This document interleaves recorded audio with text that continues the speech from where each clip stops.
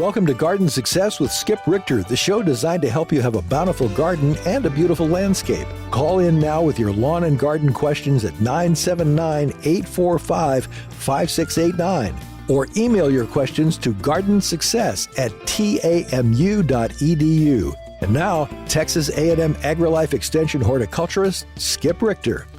Well, good day. Welcome to Garden Success. We are a call-in show, and best radio occurs when you call in. Whatever you're interested in talking about, we will be happy to visit with you. Maybe you'd like to email, send a picture for identification or for diagnosis. It's wide open. You can call us at 979-845-5689, or you can email me at gardensuccess@tamu.edu. gardensuccess@tamu.edu. Well, I think we're going to jump right into the emails today. This is Unhappy Sick Tomato Leaf Day on Garden Success. So we're going to get going with some of the things that we're starting to see. Kathy emails a tomato with some yellowing leaves, and there's quite a bit of yellow through the plant, but unlike normal, it's not the new growth yellowing, it's not the old growth yellowing so much, but it's just kind of all over and in a very erratic pattern. And my best guess, because it's so extensive, is that this is a nutrient deficiency. And so there are a number of nutrients that can cause yellowing, and it's primarily on leaves that are a little older, but that would indicate that we may be dealing with a mobile element when the plant can move around in it. So I would give those tomatoes a fertilization with a complete fertilizer, preferably something with a little higher nitrogen in the number. Now you can do that with one of the liquids, the little products you mix in water and water with. That's a real fast way to get nutrients to them. Not the most economical if you have a big garden and you're treating a lot of plants. But I noticed, Kathy, your tomatoes are in a container that looks a little on the small side considering the size of the plants. Tomatoes, to have success with them here, we need to kind of make it pretty foolproof. And what I'm talking about is if you have a tomato and it's in like a 3-gallon container, let's say, it's going to hit a point where the growth is just not going to take off well because the container soil volume is limiting the size and vigor of that plant. Now, if you are watering it twice a day or 3 times a day, and if you're fertilizing it with a dilute solution on a very regular basis, yeah, you can probably get by with that. But I would rather put a tomato in a 10-gallon container, at least a 5, but really if it's a small tomato, but any size at all, 10 gallons for sure. And that way, just think about that the whole volume of soil that's in that container is the only place that tomato can get water and nutrients. So when water is lacking in a container like that, that tomato goes into stress. It can go into stress by the end of the day. You water it in the morning, and if it is oversized for the container, before you get to the evening, it's already in water stress. And when that happens, a lot of things can go wrong in the plant. The other thing is the nutrient content. The larger volume of soil gives more of a bank account where nutrients can be stored and where water can be stored as well. So I think in the future going with a much larger container would be helpful. I would use a fertilizer. You can use a standard fertilizer with the 3 numbers on the bag, or you could use something that includes micronutrients. And that would be, things like our organic fertilizers typically have micronutrients in them because they're built or developed from plant material, those fertilizers. And so when you have that kind of a mix, you're getting the micros along with the big 3 on the fertilizer bag. There are also products that help provide trace minerals, trace elements that you could use to this. My gut, though, is that we're probably looking at nitrogen or maybe magnesium on those tomato leaves. They don't quite show the symptoms perfectly of either one, but I think that's what we're probably looking at. So that's a yellow tomato leaves. Also, by the way, Kathy, as I look at the plant leaves, the picture's a little bit of a distance to tell for sure, but you may have some spider mites going on underneath there. Put a white piece of paper underneath some leaves and thump them very sharply with your finger or thumb, and then see what falls onto that white paper. If there's spider mites on the leaves and you really sharply pop that leaf to knock them off, you will see them on the paper crawling around, very small, kind of a brown to a burgundy-ish brown color, and that's spider mites. And if that's the case, you need to treat for those if you find those. We also had a question that came in from Scott, and excuse me, I'm going to go first to Beth. Beth had a question about tomato leaves, and it's a very interesting. There's a yellowing also on those leaves, and there is brown areas between the veins, and typically they don't look like bacterial spots. They look more fungal, if they're spots indeed. But the location of them doesn't quite fit how a fungus would randomly affect, a leaf spot fungus would randomly affect a tomato leaf. So I'm thinking, again, we may be looking at a nutrient issue going on, and where the tissues have just collapsed there. But it's also possible that it is fungal related. I just can't make the guess on it. I would remove older foliage that's showing those symptoms, and again, a fertilization, get some vigor on the plants, and providing, again, some of the micros just to make sure we're covering all the bases. And then finally, check for spider mites. Again, I see what looks like a little bit of spider mites coming on, Beth. That will take the plant down. As it gets hot and dry and dusty, the spider mites just proliferate like crazy. And so we want to be watching, taking care of that. Now I want to go over to Scott's email. Scott has a tomato patch with the same kinds of symptoms, this kind of unusual yellowing primarily on the older leaves for his, and I think that's probably a nutrient situation. Also, just a comment, when tomatoes grow, everywhere on that stem where there's a leaf, where the leaf joins the stem, the leaf petiole and the stem come together, there's a bud, and that bud can be a shoot. And so if you don't ever prune or de-sucker your tomatoes, you end up with this mass of foliage with a lot of vines and things. And that's okay. It just that your fruiting is going to be delayed a little bit, and there's a lot of competition within the plant with all the different fruits on the different shoots. But also the foliage gets so dense that we start to see an increase in some disease problems. And I think that, Scott, when I'm looking at them, that's probably the case. Generally, if you're going to raise a tomato in a cage, I would remove the first 2 or 3 suckers and then let some of them form after that. Let's say from one trunk, now you have 3 trunks going, and maybe you're removing some suckers on those, because it just absolutely will fill the cage with dense foliage. And as a result, it's shading out parts of the plant and just doesn't perform as well when it comes to minimizing diseases. So that's something I would consider on those. The question also came in from Scott, a really good picture, by the way, of 2 vines on the ground side by side. And this is the best shot. I wish I could show you on the radio, because as you look at them, one vine has 5 leaves that all come together in one point, and the other line has 3 leaves that all come together at one point. Well, the 5-leaf vine is Virginia creeper, and that is a very common plant. The leaves do look somewhat like poison ivy. I mean, there are significant differences, but overall, if you don't have them side by side like this, you could mistake one for the other. The poison ivy is just 3 leaves. That's why they say leaves of 3, let it be.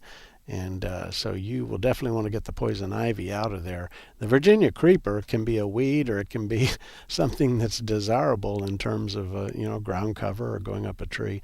So you just have to decide if you like to keep that one. But the poison ivy one, I think, could come out. Well, they say when I keep talking in a monologue, the phone doesn't ring. So let's make the phone ring. It's 979-845-5800. 5689. 979-845-5689. Just continuing on, Scott has a picture. His nectarine tree, he put organza bags all over the fruit, and that is a great thing. I think that should take care of a lot of the bird pecking. But what's happening is the 5 bags were off the tree and in the yard with a missing nectarine, and that does sound like perhaps a squirrel would be involved in that. I'm a little surprised they would haul the half-eaten nectarine around.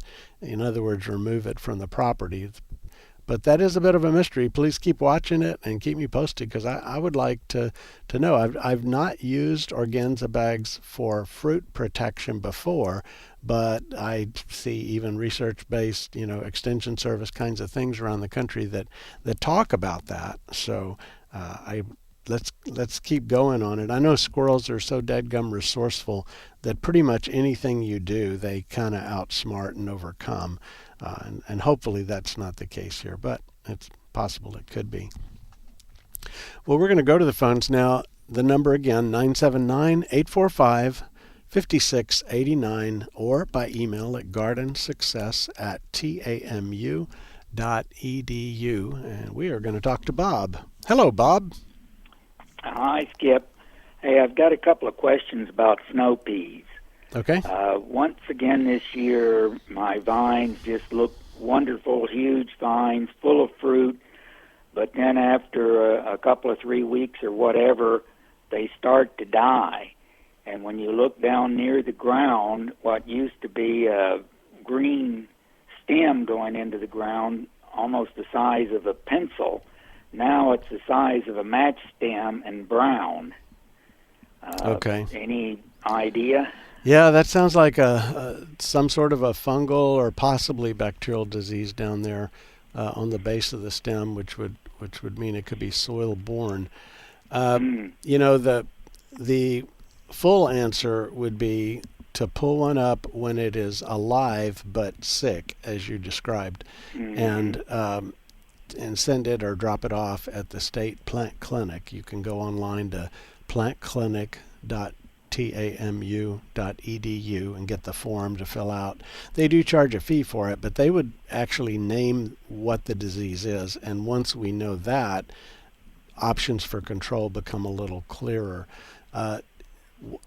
We can have all kinds of diseases on various vegetables, including peas, cool season peas, but in general, if you've got good organic matter in the soil, good drainage, and you have a mulch on the surface to protect from washing away the soil, protect from crusting, to block out weeds, that combination tends to work pretty well. So if this is an ongoing problem for you, then it's probably worth having a sample done so we can figure out what you might be able to do.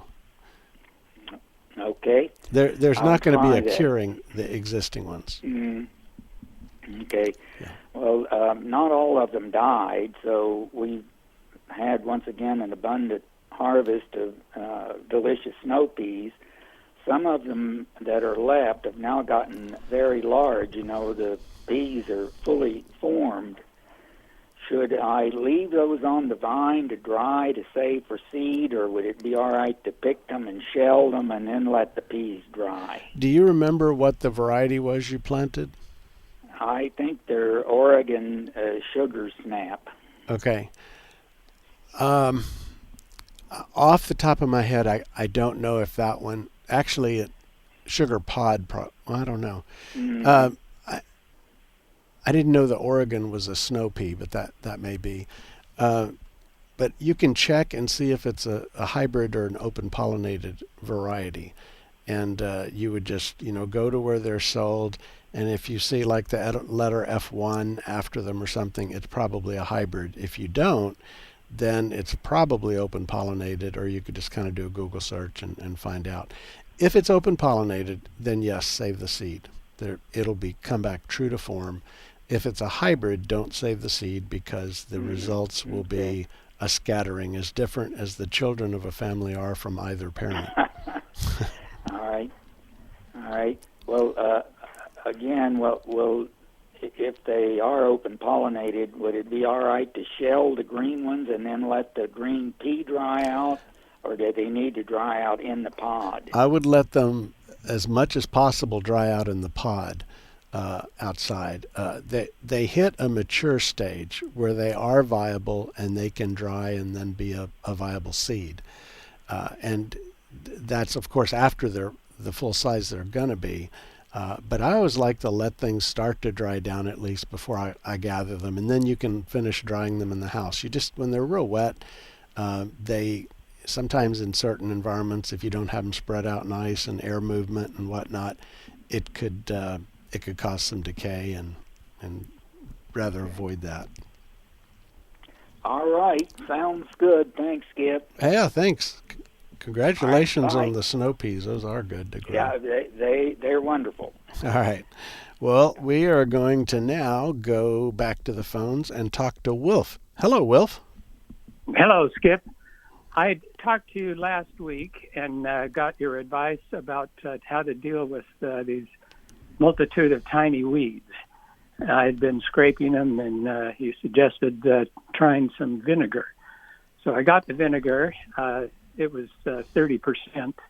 I diluted it down to half that and sprayed some with full and some with half. And it was in the late afternoon. By the evening, nothing had happened, no change. Next morning, didn't really see any change. But then the sun came out, and boy, did it have an impact. The vinegar? Yes, the vinegar. Yeah. Vinegar. So that really worked. Yeah, it does. It's like spilling gasoline on a weed. It fries it. But it works best, and you get the immediate results if you can find a pretty warm, sunny day with the sun baking down. Temperatures, at least in the 70s. Then it really works well. When we have kind of overcast and it's 54 degrees and a little misty, maybe rainy, you're not going to get as good of results with the vinegar. Yeah, I totally agree. That was a real key to its success. And you can do it on little weeds coming through cracks in cement or asphalt or wherever. It really knocked it out. Yeah. So I just wanted to tell you a good news story. Well, good. Appreciate the advice. Okay, and I'm just curious if you happen to remember, did it say what percent vinegar it was? Was it 8 or 10 or 20? Or... It was 30. 30? Oh, my gosh. Okay. Well, it came from the cleaning, one of the big stores. Okay. The cleaning things. Now, on it said for horticultural items, use it full strength. But since you had said like 5 to 8%, I diluted it down to 15 from 30. Well, that's fine. And just to be clear, though, it should be no lower than 8%, 8 to 10%. The 5% is like a household vinegar, and it'll burn stuff a little bit, but it doesn't do the full job like a vinegar that's at least 10% does. They do sell 20s out there, but you just need to be careful because this is an acid, acetic acid vinegar. Yes. If you splash it in your eyes, even though it's organic per se, it's like a not necessarily totally safe if you're not careful with it. It says on the container to wear a mask and goggles, which I did. Yeah, I agree with you. You did it right then. Yeah, and I actually took some vinegar from the kitchen and tried that a little bit, and that's 5%. Yes. And it worked. But the stronger stuff is better. Yeah, and if you're dealing with a real tough weed, the stronger works better. If you had a bunch of you'd plowed your garden and a bunch of little tiny seedlings are coming up and they're tender, the 5% will burn those just fine. But not some of the weeds we're trying to get with it. You need something a little stronger. Oh yeah, it's big things.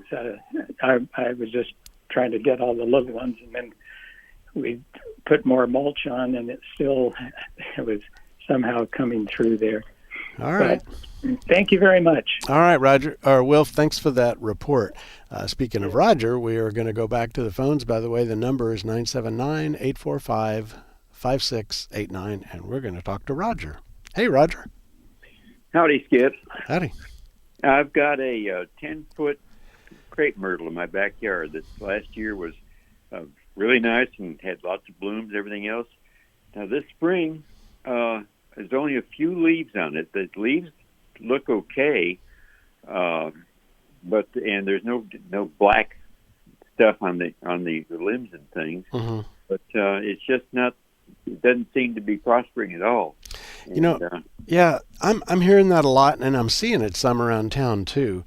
And what I am attributing it to primarily is the December freeze this past year, because a lot of plants that are normally very hardy did not fully harden off. They didn't, switch from an active growth state to more of a dormant state. And the freeze kind of caught them off guard, and I've seen that in a lot of different things, but I think the crepes, I think that's part of what we're seeing. There's not some big disease going around, killing crepe myrtles. We've got the bark scale, which, that makes the black, and yours doesn't have the black on it. No. But as far as, diseases, they're a tough plant. They really are a tough plant.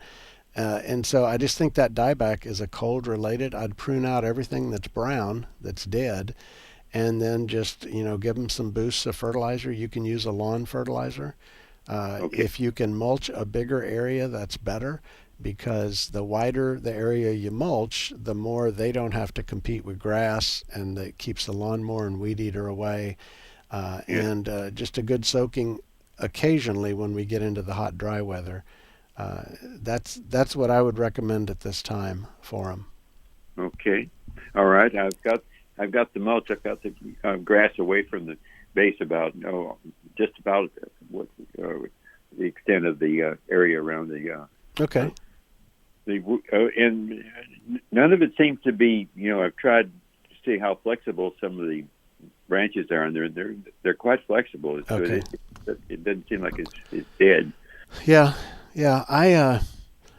I would just give it time. I think this is a year where you just try to recoup, where you try to regrow and reestablish that plant in a healthy state, and then it should be okay.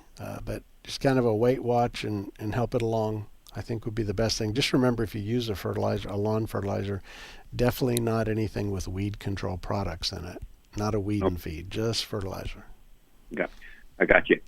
Okay, sir. I'll sure do that. I am relieved. All right, good. Well, keep us posted. Hopefully it'll kick into gear. Okay. Thanks so much. You bet. You're listening to Garden Success. I'm your host, Skip Richter, and we're here to answer your gardening questions. So feel free to give us a call at 979-845-5689, or you can email me at gardensuccess@tamu.edu. Garden Success, one word, at tamu.edu. And we'd be happy to visit with you about that. I'm going to go back to the emails. Had an email from Lewis on Floratam St. Augustine. Some of you may have heard of that before, and I think on a previous show I mentioned that it's not a preferred variety for us here in the Bryan-College Station area. And the concerns about it, Lewis was asking about the concerns and what variety do I recommend. The concerns about Floratam, let me first give the pluses of Floratam. It is a very tough, and among the St. Augustines, it's a drought-tolerant variety compared to the others. The negatives of it are it's a very rangy plant. Instead of more of a dense plant with, nice, pretty green foliage, it tends to kind of get a little lanky. The foliage is more of the overall appearance of the lawn with Floratam is a coarser appearance to the lawn. Now, and that's one reason. Another reason is Floratam is among our least hardy St. Augustines. So when we do have bad cold, it would be the one that would get hit, whereas others may not. And then a final reason is Floratam, for some reason, is very sensitive to a lot of the broadleaf weed control products. And when you go to the garden center and you pick up something to kill broadleaf weeds in your lawn, and you turn it over, oftentimes it'll say it's labeled for St. Augustine except for Floratam. And so that would be another reason. Now, if you want a lawn that you can just mow and forget, and just a big old area, and you don't have to have the showplace there. You just want a good lawn over it. Floratam's a good tough variety, and it's a survivor. But just remember those negatives that I mentioned. Now, what variety do I recommend of St. Augustine for a new home? There are a lot of good varieties out there. Raleigh has always been kind of a standard for us. Raleigh, spelled like the city in North Carolina. There are a lot of new varieties now they're doing well, and depending on who the grass supplier is, you're going to have different St. Augustine varieties. So, if it's a King Ranch turf product, for example, there's going to be certain varieties, or Crenshaw, Duguay kind of products are going to be a little bit different. So I think rather than giving you a variety name or list, I think it would probably be better to just suggest it wherever you purchase it. If you see the varieties that are for sale there, I'd be happy to comment on which ones do well here. I think you're probably going to do well with pretty much anything you purchase. It's just that there may be some subtle changes that are different. And I say I'm not giving you a variety. I'm actually going to mention a couple. There's one called Palmetto that's for sale pretty widely. And so if the place where you buy it happens to be the company that's their product, the turf producer company, then you can find Palmetto, and it does well. We've got some others. Raleigh, of course, is still on the list. There's one that used to be around called Amerishade that's a little more shade tolerant, and it's a smaller St. Augustine. I wouldn't use the term dwarf, but maybe just think of something where when you look at it, the size of the leaf blades and things about maybe 2/3 the size of the regular, something close to that. Amerishade does have some issues with the large patch disease in the shady areas, especially when we overwater and overfertilize. But that would be another one that you might consider. But whatever you can find for sale where you are is going to be good. I just would avoid the one called Common St. Augustine. It's no variety at all, and it has it has a particular virus issue that's a problem with it. So hopefully that answers your question there, Luis. Our phone number is 845-5689, 845-5689, or by email at gardensuccess@tamu.edu, gardensuccess@tamu.edu. I had an email from Shelby about a yard with lots of tree coverage over it. Gets a couple hours of morning sun and looking for some native or at least non-invasive plants that you can put in a garden bed. And then preferably, if it could also be something pollinator friendly, that'd be good. That is a tough combination. I think I'd kind of have to sit down for a while and go through the options of what you might try there. There are being in that much shade, you're really limited on the number of plants that you can choose from that will grow in the shade, that are also native, and that would also be perhaps pollinator friendly. One that I would include would be the Hinckley's Columbine. Hinckley's Columbine. It's a West Texas native, but when we plant it here, we typically put out the seed or the plants in the fall. They go through the winter time, and then in spring they bloom big, beautiful yellow blooms above the foliage. If you have adequate moisture, the plants will survive for another year or two. But typically we watch some of the old plants decline, but the new seedlings that the plants produce come up. So you have an ongoing flow. So that would be a native that would do well in that shady area.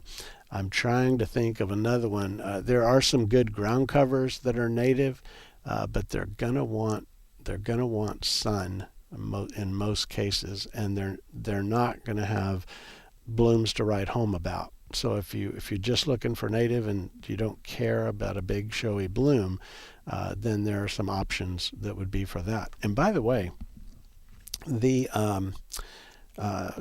Post Oak chapter of the Native Plant Society of Texas is having their native plant sale, and that will be from 9 a.m. to noon or until they sell out at Lick Creek Park, out at Lick Creek Park on Rock Prairie Road east of Highway 6. And so if you want more information, you can go to NPSOT, which is Native Plant Society of Texas.org /WP/Post Oak. So maybe just a Google search for Native Plant Society of Texas Post Oak chapter would be a little faster way to figure that out. But anyway, they're going to have some plants. They've got some different natives on hand that you may find of interest. Just something else to consider. They're going to have frog fruit, by the way, too, and that's a pretty interesting native. But again, for sun, it's a good low growing native that'll do well in the sun. Let's see. I think, and Shelby, that's my initial answer. If we can kind of nail it down more to, does it need to be a flower? You're just looking for foliage. Could it be a ground cover or what else? I can give you a little bit better answer. I think a little more thorough answer with that. It's always a challenge to recommend plants for people. I just am asked all the time things like, well, I've got a flower bed and I would like something pretty to put in it. And, I'm thinking, well, it's like giving me your credit card and saying, go to the mall and buy me some clothes. Do you like American Outfitter? Do you want something from Dillard's? What style of clothing are you into? Do you like muted colors, earthy tones, or do you like bright, lots of hibiscus flowers all over the clothes? You see what I'm saying? It's hard because everyone's aesthetic tastes are different and everybody's landscape is a little different. And sometimes you can plant things that, like if you had a really nice native landscape and it had that nice natural look and you stick a big gaudy hibiscus or something flower in it, it might not look quite right. Although there are some close to native hibiscus to us here, but you get the idea. It's somewhat of a challenge, so it kind of helps to. That's why pictures also help. When you see a picture, you kind of can see the landscape, you can see the setting, and then it's a little easier to try to give specifics to. But it's common, and I understand people just need some plants, and so we try to help as best we can. Our phone number is 979-845-5689 or by email at gardensuccess@tamu.edu. Jill emails about dandelions in St. Augustine. Got a St. Augustine lawn, and there's a ton of dandelions in there. And so what do we do about them? Well, the options are you can pull them out. There are tools that are like a little fork that you push down in the ground and it helps pop that long taproot out. There are other tools. You stand up and little fingers go down in the ground around the plant, and then when you lean the handle to one side, it pulls the weed out. And I think it's called Grandpa's Weeder. I believe that's the one. My daughter gave me one of those for Christmas, and when I first looked at it, I thought, I've been using it, and if it's the right kind of weed, it works really well because it reaches. It's like sending 3 or 4 fingers down in the ground around the weed, and then it just pulls it right out. And there's many other versions of that. So hand weeding would be an option that may be too tedious for you. If you want to spray, you need a broadleaf post-emergence weed killer. And dandelions are not that difficult to spray. Typically, it's going to be weed killers with like 2,4-D in them or something that's called Trimec, Trimec. There are many other good broadleaf weed killers depending on the manufacturer. Some of them will have different mixes of products, so therefore they are better against a wider range of weeds or different particular weeds. But dandelions are pretty straightforward. You do want to get that on soon, and every time you let them bloom and go to seed, a good thing happens and a bad thing happens. The good thing that happens is honeybees go and they visit those flowers, and dandelions are one of the favorite yard weeds by honeybees. So you just think about a bunch of yards all over town with lots of dandelions. Well, that's good for our pollinators, and so that's the good. The negative is that you're waiting long enough for the flower to go away, so you better get it out of there before those seeds go floating around the yard, because that's how you get from a few dandelions to a lot of dandelions.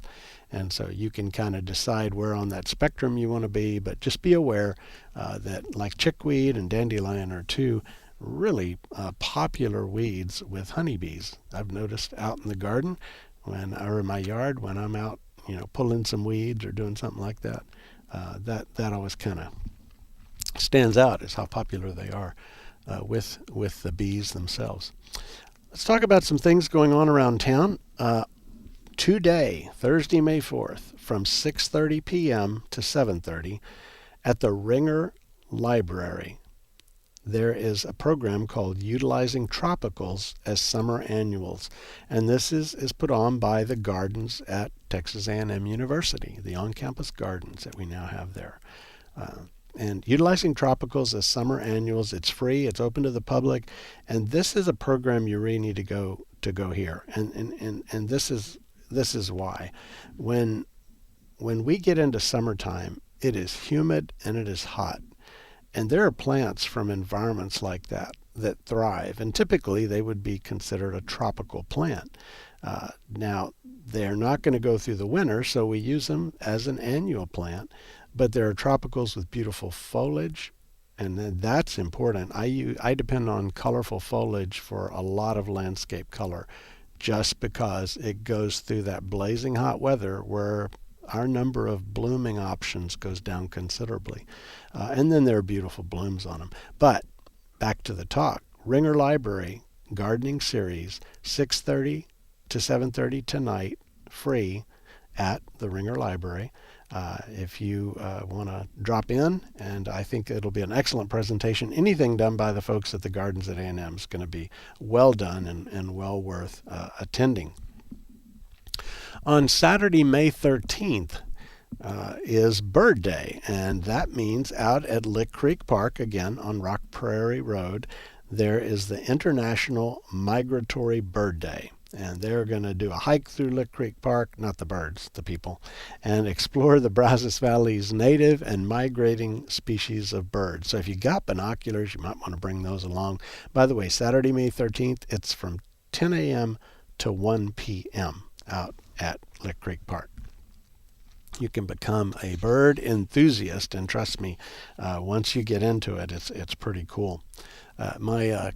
My kids got me a bird feeder for Christmas that has a camera in it, and it has a motion sensor. And whenever a bird lands on the feeder, it takes a picture and it takes a video of them. And so it interprets, what it thinks that species of bird is, and it's pretty good, but not completely trustworthy on that. But it's kind of cool. Well, it sends a signal to my phone. I set it up that way. And so my phone is buzzing all day, and it's every time a bird shows up. So I'm going to have to back down on that a little bit. But I have noticed that there are a couple of doves, regular old doves, that are frequenting the feeder way more than all the other birds. In fact, they must be the bully of the feeder or something, because I'm tired of looking at pictures of doves that are going on. Anyway, kind of fun. So even I can appreciate a good, cool bird activity. On Saturday, May the 6th, the Rio Brazos Audubon Society is meeting, also at Lick Creek Park. And this is at 8:30 a.m., and they're going to have their Birding 101 bird walk. So this will be a chance for you to learn how to identify birds by sight and by their song. walking through with folks that are experienced and know what they're doing. Again, if you got binoculars, bring them, but they'll have a few loaners on hand where you can kind of, check it out. You can find more at riobrazosAutoban.org. riobrazosAutoban.org. That is Saturday, May the 6th, just around the corner from us now. Our phone number is 979-845-5689, 845-5689, or you can reach me by email at gardensuccess@tamu.edu, gardensuccess@tamu.edu. Next Tuesday, May 9th, the Bryan College Station Rose Society is meeting. Now, if you want to find out more about it, for the program information and directions, you can call Mary, and here's the number. It's a 979 number, 680-8046, 680-8046, to find out about where and what with the Bryan College Station Rose Society. Then on May 10th, here we are with the Rio Brazos Audubon Society again, 6:30 p.m. at the Brazos Valley Museum of Natural History. That's out on Briarcrest Drive, just east of the bypass. And Lori Brown will be talking about conservation and College Station and Bird City. Lori is working with the City Parks Department and really focusing on conservation efforts here. College Station, has put a real effort into taking things up a notch on the conservation and the parks and whatnot. So that is Wednesday, May 10th, next Wednesday, 6:30 p.m., Brazos Valley Museum of Natural History, and you can put that on your calendar in case you're interested. On May 12th, I guess that would be Friday, the A&M Garden Club is meeting at Peace Lutheran Church, and that's a 9:30 in the morning meeting. They are Peace Lutheran is on Rio Grande Boulevard, right where it comes into 2818 in the south. Well, used to be south part of College Station. Now it's probably mid College Station, just about. But anyway, the amgardenclub.com, AM, not an and, just amgardenclub.com. You can find out more. They're going to have their regular end of the year potluck and then the meeting as well. Well, that's a lot of things to be doing out and about. Remember also, we always have our farmers markets, and I like to promote them at least from time to time. But if you are interested in fresh produce grown locally, you should check out some of our farmers markets. Now, the Brazos Valley Farmers Market is the one downtown in Bryan at Main and 21st Street, and it's Saturdays from 8 to noon. And they've got all kinds of things you would expect at a farmer's market, produce, and there's baked goods, there's jellies, and so on. They even have some live music occasionally there, and a food truck or two is available. That's the Brazos Valley Farmers Market, Saturday a.m. to noon, downtown Bryan, Main, and 21st Street. The South Brazos County Farmers Markets are there on not there. They are at the corner of University and Glen Haven, across from the Scott and White Clinic. So if you're heading out University toward the bypass, you would turn on the street right before you would reach the bypass, and that is Glen Haven. And they'll be across from Scott and White there on your right. Local produce, free-range eggs, herbs, gems, and jellies, all the things you expect from a farmer's market. And that is on Tuesday from noon to 5. And again on Friday from noon to 5. So at the location on Glen Haven, the South Brazos County Farmers Market, Tuesday and Friday, both days noon to 5. Then there is Farm Fridays out on Tabor Road. This is 10 a.m. to 2 p.m. And the address is 2861 FM 974. And they have all kinds of things available, of course, as well there from local growers. A lot of farmers market opportunities for the community, and you should take advantage of them. You may find that there is some vegetables you haven't tried growing before, and the growers who bring them and sell them, they can tell you how to prepare them and kind of introduce you to that. It also gives you the chance to meet and look at the person who grows your food. That's something that for a lot of folks is important. Being able to look eye to eye, and this is a person, they can tell you how they grew it, and it's almost, I guess it's in between a grocery store and your own home garden, closer probably to the home garden being pretty locally directed when it comes to those produce sources. You're listening to Garden Success. I'm your host, Skip Richter, and we are here to answer gardening questions. Give me a call, 979-845-5689, 845-5689, or you can email me at gardensuccess@tamu.edu, gardensuccess@tamu.edu.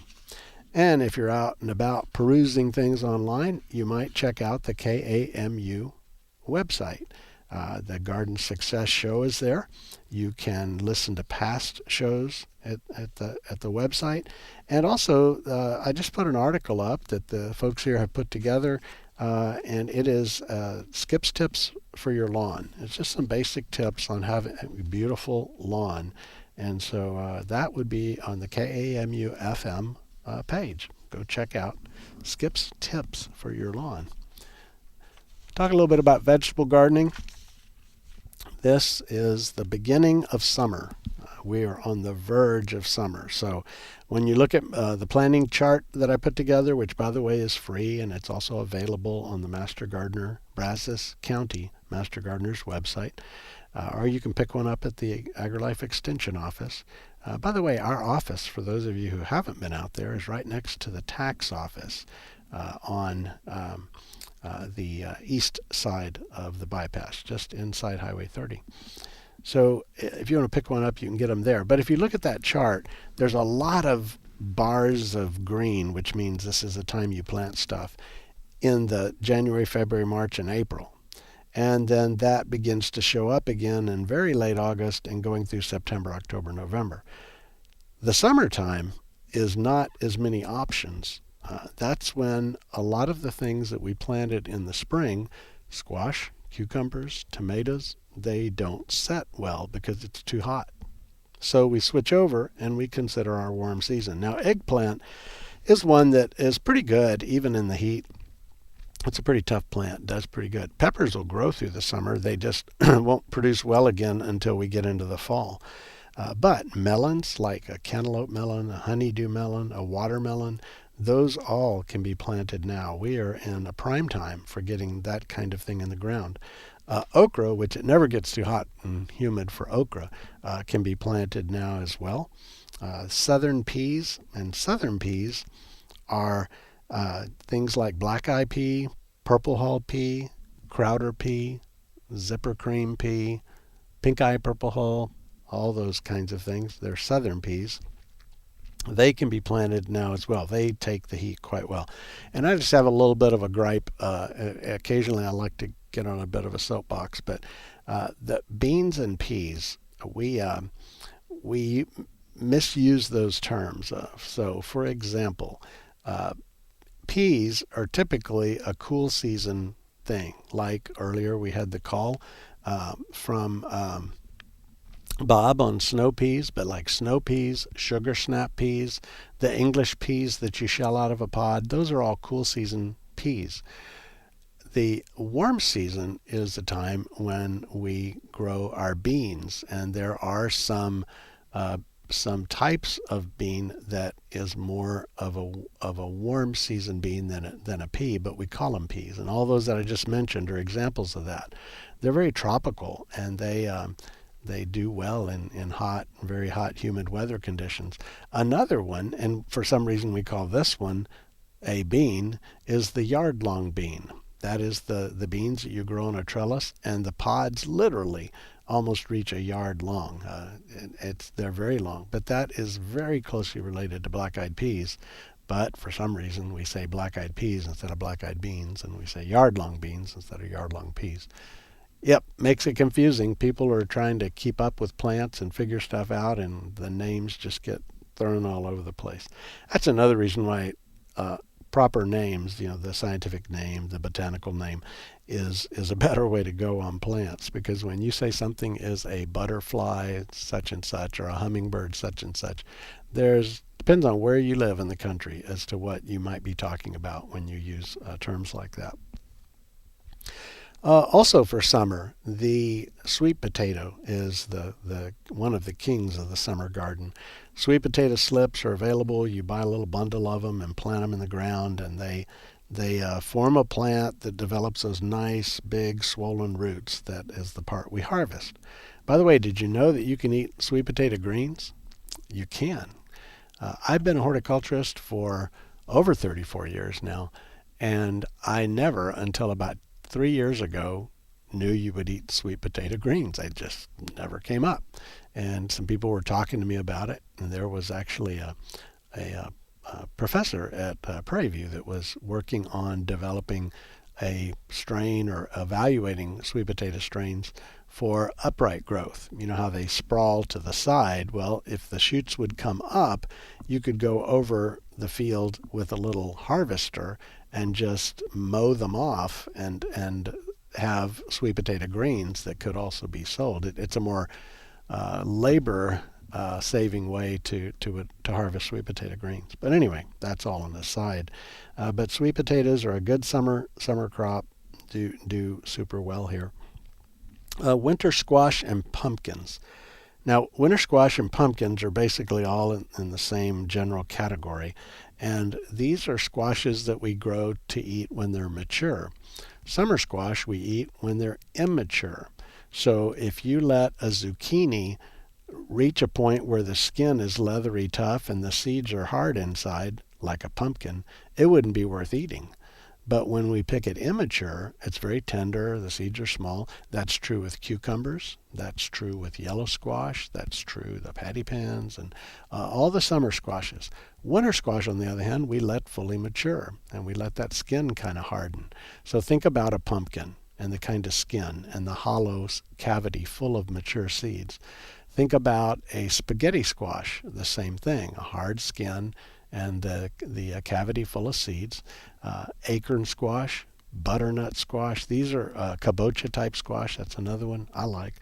These are all winter squashes, and they're called winter squashes. Here we go on the names again, because when you grow them, especially when they mature in the fall, you can store them indoors and have squash through the winter. They store for different amounts of time depending on the conditions and the actual species, but that's why we call them winter squash.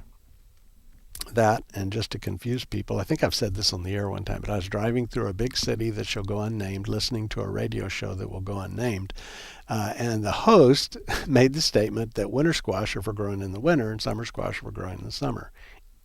Wrong answer. That is not true. But giving them the wrong kinds of names just leads to such misconceptions. Summer greens can be planted now. Malabar. Malabar is a green that grows readily. It's got glossy leaves. It has a mucilaginous character. Now, if I were going to be uncouth, I would call it slimy, but I think mucilaginous at least sounds better. But like okra, it's got that mucilaginous character to it, and I think that's okay. I mean, there's ways to minimize it if you don't like it, but if you're making a soup or a stew or something, that's great for thickening the soup or stew that you're making as well.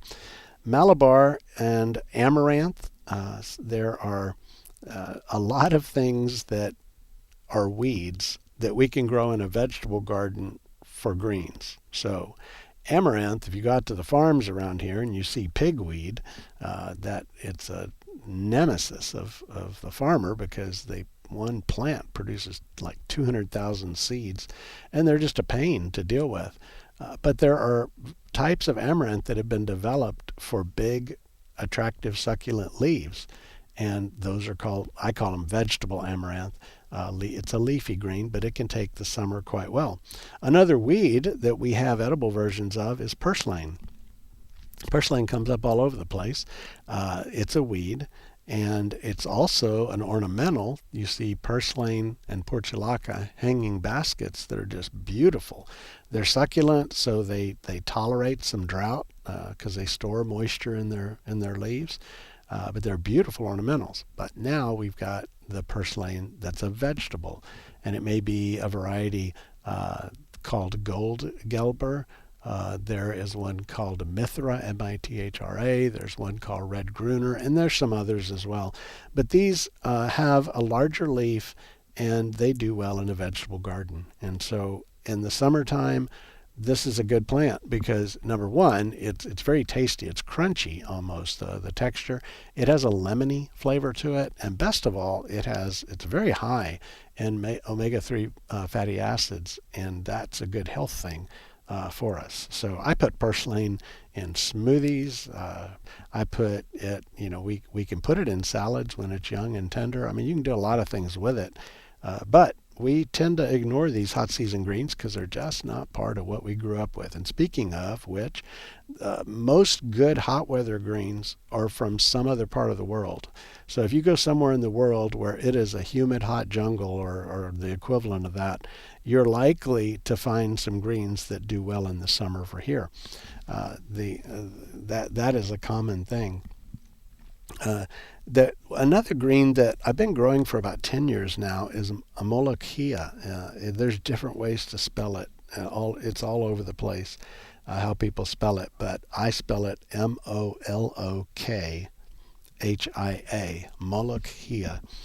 It is one plant is all you need. I usually have 2 or 3 just because what I do, they'll get like 6 feet tall eventually. They're only a summer plant. They don't live through the winter. But I'll shear them off to get more new shoots and growth because it's the tender leaves and growth that you want to eat. Molokhia is a jute type plant, and so eventually the plant's fibers are very tough, like jute twine. But the foliage, when you pick it young, is very good. It's very popular in several parts of the country. Middle East, some of the Middle Eastern nations will use Molokhia in like a rice dish or a lamb and rice dish. But there's a lot of other ways to cook it. Got a neighbor who makes kind of a pesto out of it. So just like you would use basil to make a pesto, they make a pesto with the Molokhia leaves. So that's another one you might want to try. I guess there's probably a bunch more, but I think we're running out of time. You've been listening to Garden Success, and I'm your host, Skip Richter. We're here every Thursday from 12 to 1. We're also available by podcast. You can listen to us on the computer on the KAMU website, or you can download us as a podcast and subscribe so you get it every time there's a new show posted.